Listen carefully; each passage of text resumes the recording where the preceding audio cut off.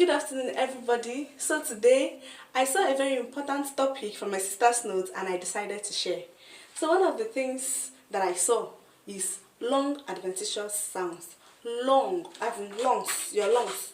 Long adventitious sounds. What is long adventitious sounds? They are abnormal sounds heard during long auscultation. Did you get that? They are abnormal sounds heard during long auscultation. There are plenty in my notes, but I will just be taking a few. One is wheezing. Wheezing is musical continuous sound associated with air rushing through narrowed airways. Musical continuous sound associated with air rushing through narrowed airways.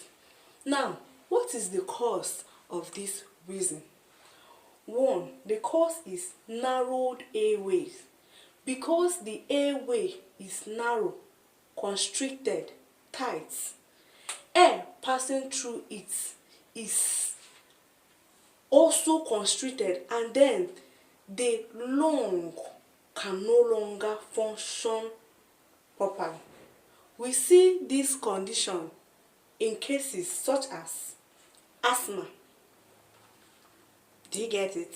Asthma, bronchitis, and I'm just going to be talking about one treatment. One of the treatments is bronchodilators can be used to cure it.